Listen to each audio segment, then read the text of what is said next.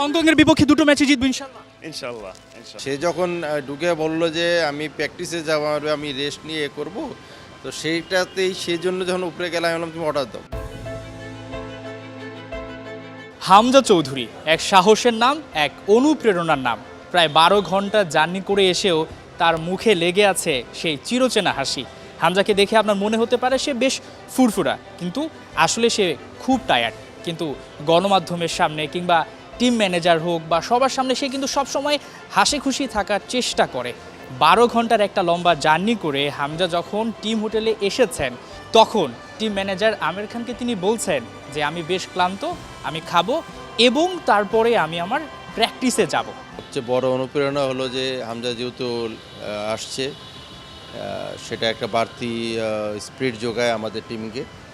সে যখন ঢুকে বললো যে আমি প্র্যাকটিসে যাবো আর আমি রেস্ট নিয়ে করব, তো সেইটাতেই সেই জন্য যখন উপরে গেলাম আমি বললাম তুমি অর্ডার দাও তুমি গেলো আমি রেডি হচ্ছে আমি প্র্যাকটিসে যাওয়ার জন্য। এই যে কথাগুলো, এই যে স্পিরিট, তো এই স্পিরিটের এতে যখন আপনাদের এখানে আসলাম, আপনাদের যে স্পিরিট সবাই চাই তাকে মাঠে দেখতে। তো আমার মনে হয় মাঠে যাই, মাঠে ট্রেনিংটা করুক সে, হ্যাঁ, আরও উজ্জীবিত হোক, আরও সবাই মিলে আমরা আল্লাহর কাছে সুস্থতা কামনা করি যে সবাই যেন সুস্থ শরীরে খেলে একটা আমাদের 3 পয়েন্ট নিয়ে আসতে পারি। দলের প্রতি কতটুকু ভালোবাসা থাকলে, দেশের প্রতি কতটুকু টান থাকলে একজন ফুটবলার, ইংলিশ প্রিমিয়ার লিগের তারকা ফুটবলার, তিনি এসে প্র্যাকটিসের জন্য প্রস্তুতি নিচ্ছেন, দেশের প্রতি তার কতটুকু ভালোবাসা। এবং হামজা চৌধুরী কিন্তু গণমাধ্যমে বলেছেন হংকং চায়না যতই কঠিন প্রতিপক্ষ হোক না কেন তাদের বিপক্ষে কিন্তু দুটি ম্যাচই বাংলাদেশ জিতবে। আসসালামু আলাইকুম ভাই, welcome to Bangladesh. Thank you. হংকংয়ের বিপক্ষে দুটো ম্যাচে জিতবে ইনশাআল্লাহ। ইনশাল্লাহ ইনশাল্লাহ। কেমন লাগছে এবার আপনি ক্যাপ্টেন্সির দায়িত্ব পালন করেছেন লেস্টারে? জি, খুব ভালো লাগছে। বাংলাদেশ দল এখন বেশ শক্তপোক্ত। দলে রয়েছে হামজা চৌধুরী, জায়ান আহমেদ, ফাহমিদুল ইসলাম, সমিত সোম, তারকাতে ঠাসা। কিন্তু বাংলাদেশ দলের একটা বড় সমস্যা হচ্ছে ইনজুরি সমস্যা, যেটা সবাইকে ভোগাচ্ছে।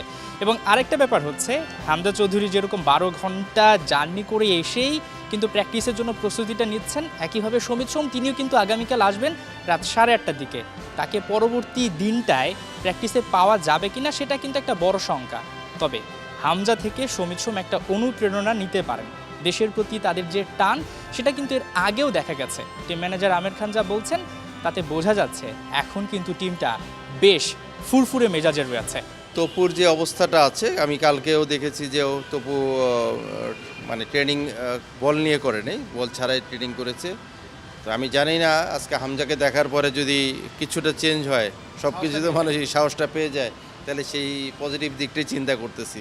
হামজা চৌধুরী আসার মধ্য দিয়ে বাংলাদেশ হংকং চায়নার যে ম্যাচটি রয়েছে বৃহস্পতিবার, তার উন্মাদনা কিন্তু ঠিক এই মুহূর্ত থেকে শুরু হয়ে গেছে। আমির খান বলছেন হামজা চৌধুরী এসেছে, এখন কথা বলতেও ভালো লাগছে, গণমাধ্যম কর্মীদের ভিড় দেখেও ভালো লাগছে।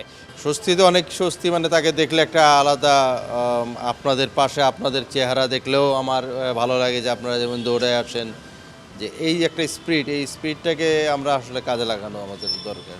হ্যাঁ, কথা বলতেও ভালো লাগছে, সব কিছু আসলে আরও ভালো লাগছে। আশায় আছি সমিত হলে আমাদের আরও ভালো হবে। সব কিছু মিলিয়ে যদি বলা হয় ফুটবলের যে চিরচেনা রূপ সেটা যেন হামজা চৌধুরী আসার মাধ্যমে শুরু হলো। এখন দেখার পালা বাংলাদেশ এই উন্মাদনাটাকে কাজে লাগাতে পারে কিনা, শক্তিশালী প্রতিপক্ষ হংকং চায়নাকে রুখে দিতে পারে কিনা। হাসান সজীব, ৭১, ঢাকা।